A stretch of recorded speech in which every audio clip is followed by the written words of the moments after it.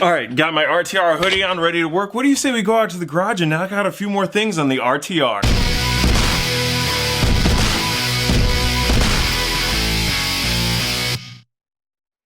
All right, so back out here with the car. So today what we're gonna be doing is we're gonna be working on taking off some of the accessory drives and anything that connects to the car, starting with the AC compressor. I already took off the alternator. I did not record that. We're also gonna get off some of these excess cooling lines. Anything that runs up to the firewall, I really wanna make sure is off the car. Okay, so what do you say we dive in and get started? With these clips here, all you gotta do is push in the bottom here to release it and pull up. If that doesn't work, all you have to do is grab a screwdriver and then push in the tabs and... Come on, you piece of crap. What did it... Ah, there we go. Perfect. Worked how I wanted. All right. Throw that off to the side. Next, we'll get started with this one here. We got these clips here that hold it on. It looks like bolted in, runs up to the brake booster. Then we got the fuel line that goes over here. This is already taken care of. I think with this fuel line, so I don't have to get any tool to release that, I'm just gonna release it right up here at this blue clip and then take it off that way. Okay, so I just get my needle nose pliers here on these and... Oh, what the heck? Okay. Alright, this is being extra difficult for some reason, and... Okay, I don't know if you guys can see it, but these clips here are actually connected. That's why I couldn't pull it off. I'm gonna have to grab some vice grips, grab them both at the same time. Alright, now that that's done, I just take these 10mm nuts, loosen these up, and pull it off of the fuel rail here. It looks like it's under this plastic piece. Yep, underneath the plastic piece, remove that, throw it over here to the side where the fender used to be, and then put this back on. I want to make sure I get all my nuts where they belong. That's what she said. Okay, then with the fuel line, we push in the bottom tabs, which release it and allow us to pull this bottom piece up. There we go. And then once that's up, you pull, you'll hear a click, then pull on the line. Then, oh crap, okay, well, probably should have laid a towel there, but you live and you learn. Okay, so move the sound tube over here to the side, got a little bit of gas on it. Still haven't decided whether or not I'm gonna remove that. I know a lot of people do. Got this line. I guess I'll pull that off next, and then get the AC compressor down there. It looks like everything else has been removed that goes up towards the firewall, so we should be good after that. Okay, focus, focus, focus. Why won't you focus? Okay, so this partially focused tab here broke. It attaches here to the bottom of this clip. Kind of protects the other part of it, so I'm gonna have to get a new one of those. But now once that's out of the way, all you have to do is come up in here, push on that, and that hose comes right off. Toss that over here to the side with everything else. Okay, with the AC compressor, we got one line up there that I need to take off. And then down here near the bottom, we got these two bolts that need to come off, and then the one here near the top. And then we should be good. Okay, so I realized with these bottom bolts, it's easier from underneath the car to get them off.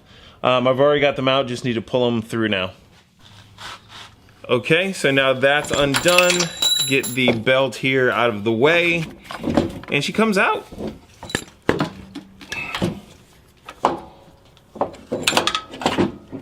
This AC compressor is actually a new one. My last one had the bearings go out, but I had that replaced when the car was still under warranty.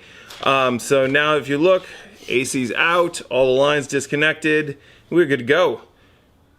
Alright, I think that's about all I'm going to do today. The alternator is off, the AC compressor is off.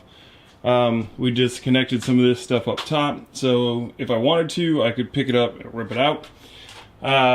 Next episode, I think we're going to do the headers and then take off the intake plenum. So we've been working on this car for a little bit now, and I said one thing I'd do is I'd kind of give you guys a breakdown on what we're gonna do to it. So since this video was a little short, I'll dump that in right now. Since the engine is seized up, what we're gonna be doing is pulling this one out. Like I said in a previous video, I do know kind of where that engine is going to be coming for, but I want to keep that on wraps until it's 100% that I'm going to get that engine, because I don't want to jinx anything of that nature, or, you know, put it out there and it not happen and then look like a liar. With all the body stuff that I say that is coming off, what we're going to be doing to this car, and I know some people aren't going to like this, is we're going to be converting this over to the 18 to 19. So it's still going to be grabber blue, but instead of having the 15 to 17 front and rear, it's going to be the 18 to 20. Why am I doing this? Well, for a couple of reasons. One is because I travel all over the United States and Canada doing demos for dealers to purchase our product. If I'm driving around in a 15 to 17, I'm not representing what we have for our current lineup. Why would I change it to an 18 to 20? Do I not like the way this body looks? No, I actually love it. I think it looks awesome. But there's a few reasons outside of just dealers that I want to change it up. One reason is because I like being unique. I like being different. Brooks Church, awesome dude. He's got number 10 of this series, and his is like mine. There are some differences here and there, of course, that separate them, but we have the same car. I also want to do a Spec 5, but we did the Power Stop giveaway car in grabber blue, so then now I go from looking like the same car that Brooks Church had to now looking like the Power Stop car, and it looks like I'm copying all these other vehicles. And I don't want to do that. Even though I will say I have number 5, so I did have mine first, Brooks. The other thing too is, if you have a 15 to 17 Mustang, you know that the front bumper clips are notorious for snapping, okay? It's happened on me once before. If you didn't see that video, I'll put a link somewhere in here if I figure out how to do that. So I live in Houston, and the driveways are fairly steep for low cars, and anywhere you go downtown is horrible, and the roads aren't that great. Not as bad as Illinois roads, but they're still not that great. And now that I have the RTR Tactical Performance coilover system, the car sits a little bit lower, so getting up some of those steep inclines is not that great. And they did change how they connect the bumper on the 18 to 20. It's similar to how they did it on the S197s, or at least with my 07, where there's a bracket that goes underneath, bolts it in place. It's a lot more secure. You don't have to worry about snapping it off like you did before. And I don't want to put the quick disconnects in there. Nothing against people who do, but I don't want to have to do that. So I'm going to convert that all over to an 18 to 20, front and rear, and then we'll go from there. I've mentioned a time or two before as well that there's going to be some stuff happening with the interior, especially since we took my stock interior from this premium Mustang and put it into Gabby's base Mustang to give her the whole leather interior. What I will be trying to do is put the Recaros into this like I had in my white car. I love the Recaros. I love the way that they hold you in place. And they removed the back seat and put a roll bar back there, just a half bar, something that we can attach harnesses to. So when I go to the track, it holds me in place a little bit better. I probably won't do that though until we get ourselves another family car. We do have the F-150 right now, but we want to get something different. Maybe a Jeep. We also have looked at a G-Wagon. G-Wagons are a lot of money. A Jeep is a cool way to get that square look and go off-road and save probably about 100 grand. But we'll see how this year goes, and maybe it'll be very beneficial for all of us.